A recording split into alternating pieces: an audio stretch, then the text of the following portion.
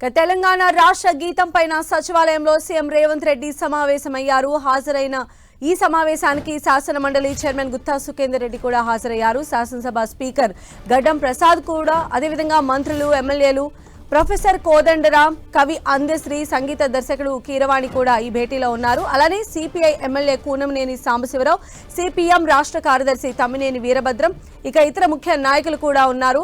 June 2న రాష్ట్ర గీతాన్ని ఆవిష్కరించబోతూ ఉన్నారు సీఎం రేవంత్ రెడ్డి. దీనికి సంబంధించే కసరత్తులు కూడా పూర్తి చేస్తూ ఉన్నారు. మొత్తం 13 చరణాలతో కూడినటువంటి పాటను కూడా సిద్ధం చేశారు. కొన్ని మార్పులు చేర్పులు కూడా చేయడం జరిగింది. అందులో భాగంగానే మనం చూస్తూ ఉన్నాము. జూన్ 2న రాష్ట్ర అవతరణ దినోత్సవాలను చాలా గ్రాండ్గా చేయాలని చెప్పి ఇప్పటికే కాంగ్రెస్ గవర్నమెంట్ ఫోకస్ చేస్తోంది. అందులో భాగంగానే మెయిన్గా తెలంగాణ రాష్ట్ర గీతం పైన కూడా ఫోకస్ పెంచింది. అంతకుముందు కవి అందశ్రీతో ఆయన తెలంగాణ సీఎం రేవంత్ రెడ్డి కూర్చున్నారు. అందులో ఉన్నటువంటి కొన్ని మార్పులు చేర్పులు చేశారు.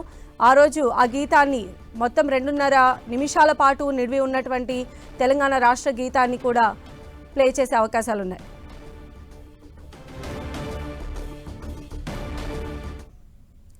సో జూన్ 2ని చాలా ప్రతిష్టాత్మకంగా తీసుకుంది తెలంగాణ కాంగ్రెస్ గవర్నమెంట్. రాష్ట్ర గీతం పైన సచివాలయంలో ఇప్పటికే సీఎం రేవంత్ రెడ్డి సమావేశాన్ని నిర్వహిస్తూ ఉన్నారు. మరి ఈ సమావేశం యొక్క ప్రత్యేకతను ఎక్స్ప్లెయిన్ చేయడానికి మా ప్రతినిధి కొండలు మనకు అందుబాటులో ఉన్నారు. కొండ, జస్ట్ ఇప్పుడే సమావేశం ముగిసింది.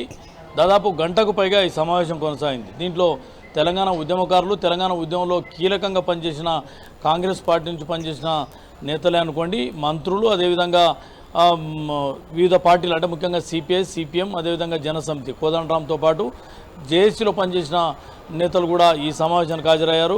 దాదాపు గంటకు పైగా ఈ సమావేశంలో తెలంగాణ రాష్ట్ర గీతంగా జయ జయ తెలంగాణ ఇప్పటికే ప్రభుత్వం ప్రకటించింది. దానికి సంబంధించి రికార్డింగ్ కూడా పూర్తయింది. కాబట్టి దీంట్లో 1-2 నమూనాలను ఫైనల్ చేసిన దాంట్లో ఈ దిశలో ఉంది. ఈరోజు ఫైనల్ ఏదైతే గేయం రాష్ట్ర గీతంగా ఉండబోయే గీతాన్ని ఈరోజు ఈ సమావేశంలో మ్యూజిషియన్స్ పాడి వినిపించారు.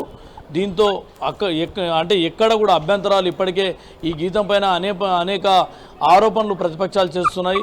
అభ్యంతరాలు కొంతమంది ఉద్యమకారుల నుంచి వ్యక్తమవుతున్న నేపథ్యంలో ఈ పాటను ఇక్కడ సీఎం సమక్షంలో ఎంఎం కీరవాణితో పాటు మ్యూజిషియన్స్ కూడా ఈ సమావేశానికి వచ్చారు. అక్కడ వారు పాడి వినిపించారు. ఈ తెలంగాణ గీతంగా వచ్చే అందశ్రీ రాసిన ఈ జయ జయ తెలంగాణ గీతం 2 వెర్షన్స్గా ఉండబోతుంది. ఒకటి పూర్తి నిడివితోనే, అంటే గతంలో అందశ్రీ ఉద్యమ సమయంలో ఏదైతే జయ జయ తెలంగాణ ఉందో అది పూర్తి గీతంగా అలాగే ఉంచబోతున్నారు. రెండోది రాష్ట్ర గీతంగా ఉండే తెలంగాణ జయ జయ తెలంగాణ గీతాన్ని 2 నిమిషాల నిడివితో ఉండే గీతంగా రూపొందించారు.